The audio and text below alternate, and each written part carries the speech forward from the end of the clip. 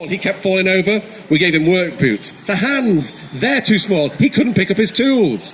Next off, the moustache. I thought I was clever giving him a mo. The reason being is, stop motion animation, when you move a puppet's mouth, the moustache gets in the way. I thought, give him a moustache, we can hide the mouth movements. Okay, apparently that wasn't going to work for the BBC though, because the chief executive of the BBC pointed out that preschool boys and girls are scared of facial hair. In England, anyway, apparently. So apparently we had to lose a moustache. And last of all, the bald head, he needed a wig. That was my first version of Bob. Many people think Bob was made in Hollywood. No, far more glamorous than Hollywood. Manchester, England. It's a British show, but it sells all over the globe. And I'm lucky to have worked on these films. I've worked on TV shows and movies that have been made in Hollywood, but I did it all from Manchester. And if you boys and girls want to do what I do for a living, if you want to be an author, or an artist, or an animator, you can. There's nothing stopping you. The trick is this: keep your hobby. Keep your hobby, the thing you love doing in school and at home, nurture it. Take it as far as you can. Okay? Everything I do in my career is born out of the hobbies I had when I was your age. Maybe you enjoy getting on a stage, song, dance, musical instruments, jazz hands. Keep your hobby. Maybe you enjoy reading for pleasure. That's a huge deal. The more you read, the better you are at writing. Most importantly, reading a good book is pure escapism. We all need that. Maybe you enjoy painting, sculpture, model making, illustration. Some of you boys may be into fashion. We're not here to judge. Keep your hobby. At the least, have a worthwhile pastime for the rest of your life. And at the most, you can make a living doing the thing that you love. Not everybody gets to do that in life. I'm very lucky. Bob's one of my characters. There are others. Frankenstein's Cat, another TV show that we made for the BBC. My current TV show, Rah Rah the Noisy Lion, is on the BBC at the moment in the UK. It's also shown in most places around the world. There he is. I'm the creator of Rah Rah. I'm his dad.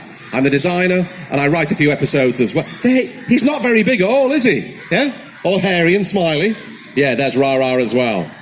What I'm going to do in this session, we're talking about fantasy worlds. So I'm going to introduce you to my writing for older audiences, because that's probably what I'm best known for.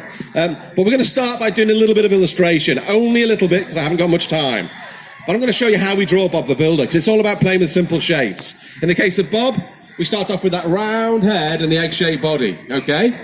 Then we add details. We put a line across there. What would that line be on Bob the Builder? It would be his helmet. Yeah, it's his hard hat. He's a construction worker. There's a peak of the helmet. All we do then is fill in the blanks. There's his eyes, there's his nose, there's his mouth, there's his ears, and there's his sideburns. There's his arms, okay? He has that check plaid shirt. There we go. There's his hands, so he doesn't drop his tools. There's his belt, so he doesn't drop his trousers. You don't want that on the BBC. There's his feet, so he doesn't fall over. That's how you draw Bob the Builder. Now, one of the things you may not know about dear Bob is this. When the moon is full, strange things happen. A transformation takes place. His clothes tear, and a thick, unsightly fur covers every inch of his short, fat, hairy body. Admittedly, so far, yes, could just be a drawing of me. However, his hands become clawed, as do the toes on those short, fat, hairy hobbit feet. He gets a big fat monobrow. Hair covers every inch of his head and his face and his cheeks and his jowls and his chin and his lip. The last thing to change though, is his mouth, which transforms from a happy smile into a maw of razor sharp teeth, a shining portcullis of deadly perfect ivory. Because as we all know, Bob the Builder is in fact a member of the Bee Gees. That means nothing to you, but they're laughing and that suits me fine. He is, of course, a werewolf. That smooth, seamless segue brings me towards the thing I really want to talk about. That's my writing for older audiences. I'm going to start. Hopefully this will play itself out. A trailer for the Werewolf series. Can we have the sound at the back? Laptop, sound.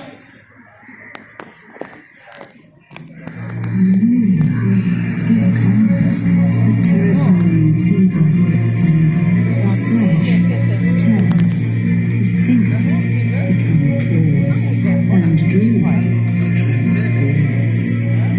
Can Drew battle the land creatures determined to destroy him and master the animal?